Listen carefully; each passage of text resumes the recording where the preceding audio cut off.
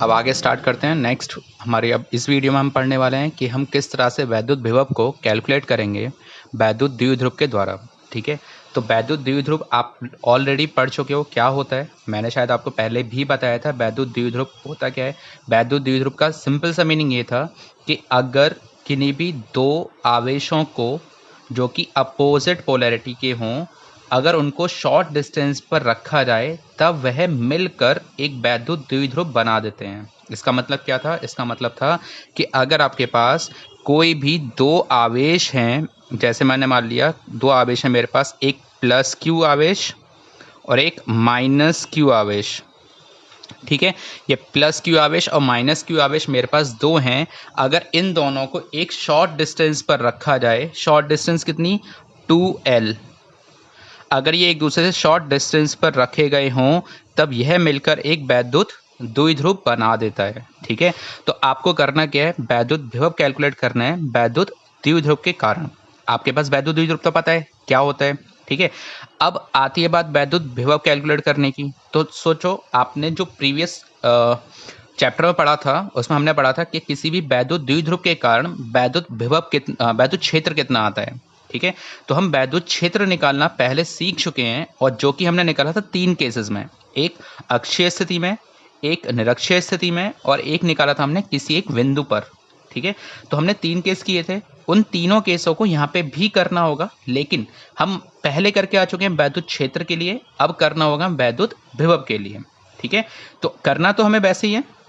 अगर बात की जाए, पहला केस मैंने लिखा हुआ है कि किसी वैद्युत द्विध्रुव की अक्षीय स्थिति में वैद्युत विभव कितना होगा। अक्षीय स्थिति मतलब होता है हॉरिजॉन्टल डायरेक्शन, निरक्षीय स्थिति का मतलब होता है वर्टिकल डायरेक्शन, और किसी एक पॉइंट पे निकालूंगा मतलब वो कहीं भी हो सकता है, ना तो वर्टिकल होगा एग्जैक्ट, ना ही वो हॉरिजॉन्टल होगा एग्जैक्ट, उन दोनों के बीच में कहीं भी लाई करेगा।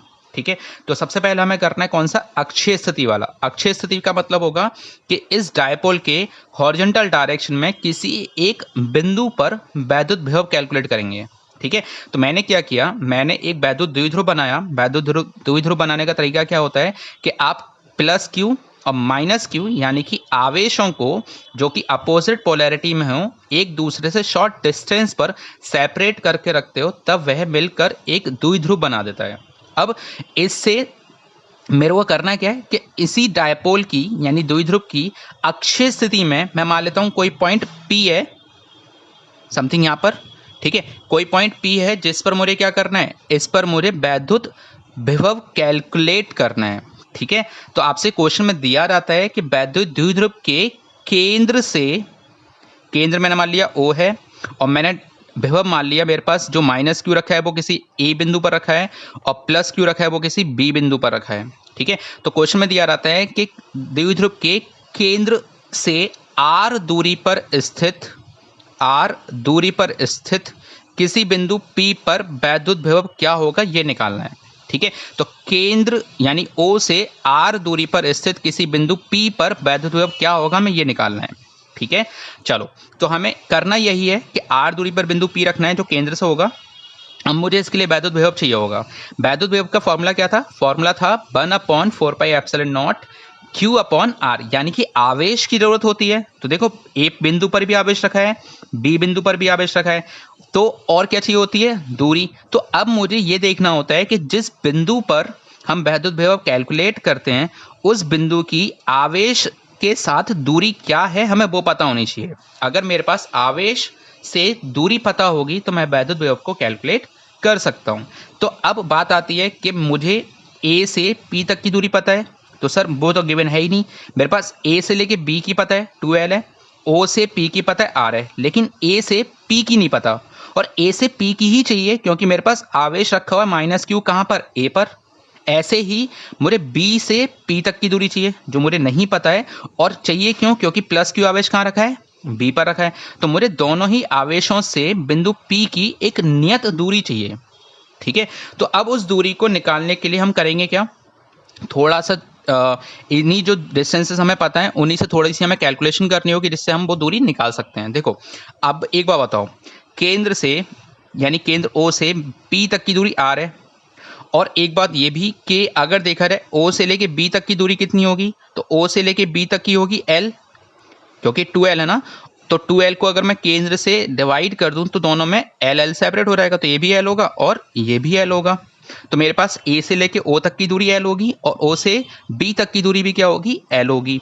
अब करेंगे क्या, करना ये होगा कि मुझे b से p तक की दूरी पता करनी है। देखो अब मेरे पास o से p तक की पता है, अगर मैं o से लेके b तक की इसमें से माइनस कर दूं, जो मुझे o से p तक की पता है, अगर मैं उसमें से o से लेके b तक की माइनस कर दूं तो मेरे पास बचेगी किसकी, b से लेके p तक की दूरी, है ना। तो हम करेंगे क्या, देखो b से लेके p तक की दूरी किसके बराबर होगी, ये l है, r में से अगर मैं l को माइनस कर दूं तो ये दूरी आ जाएगी, यानी कि मेरे पास b से लेके p तक की दूरी कितनी होगी, r माइनस l। ठीक है, बात समझ आ गई।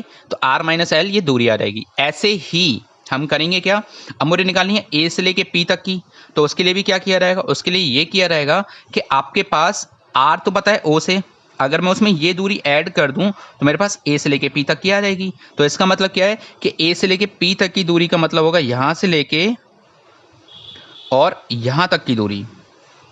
ठीक है, तो a से लेके p तक की दूरी निकालने के लिए ये तो r है, अगर इसमें मैं l ऐड कर दूं तो क्या हो जाएगा, a से लेके p तक की दूरी हो जाएगी। तो इसका मतलब क्या है, a से लेके p तक की दूरी तो r प्लस l है और b से लेके p तक की दूरी कितनी है, r माइनस l।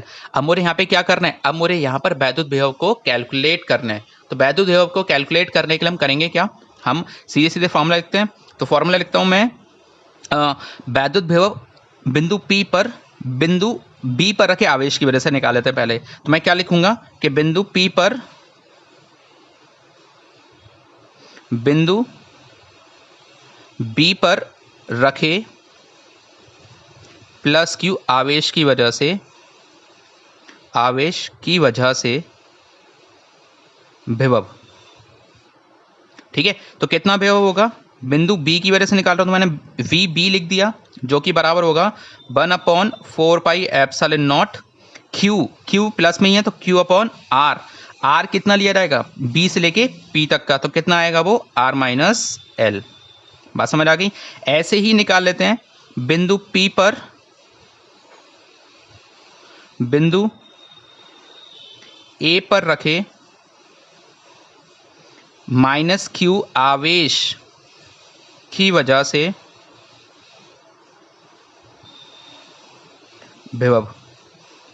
तो कितना होगा, A की वजह से 1/4 pi epsilon not minus Q upon R plus L। बात समझ आ गई। अब आपको निकालना क्या है, देखो आपको टोटल विभव निकालना है P बिंदु पर, किसकी वजह से, द्विध्रुव की वजह से। मैंने अभी एक एक बिंदु की वजह से निकाला है, मुझे किसकी वजह से चाहिए, मुझे चाहिए ओवरऑल की वजह से। ठीक है, तो ओवरऑल की वजह से निकालने के लिए मैं क्या करूंगा, मैं ये करूंगा कि इन दोनों का परिमाण निकाल देता हूं। तो बिंदु P पर कुल विभव।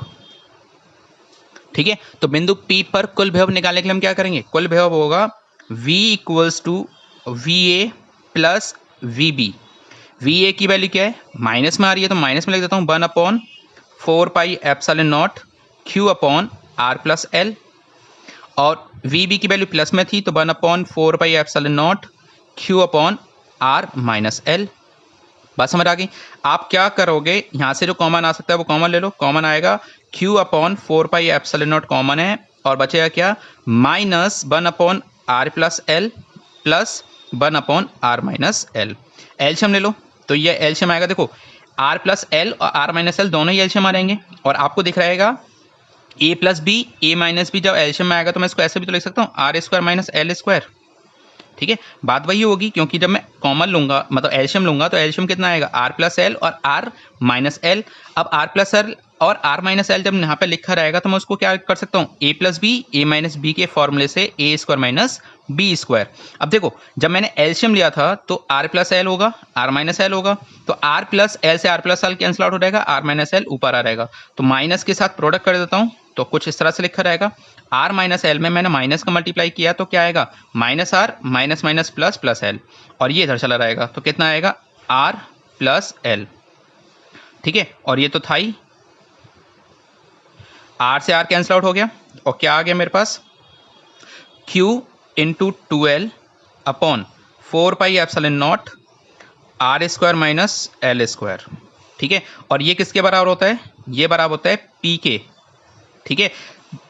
वो भी किसकी वजह से, डायपोल मूवमेंट, आप पढ़ के आ चुके ना, वैद्युत विभव आघूर्ण, ठीक है। तो वैद्युत द्विध्रुव आघूर्ण का मतलब होता है P is equal to Q into 12, और ये किस में बदल जाएगा फिर P में, तो आपके पास फॉर्मूला बनेगा 1/4πε0 P upon R square minus L square.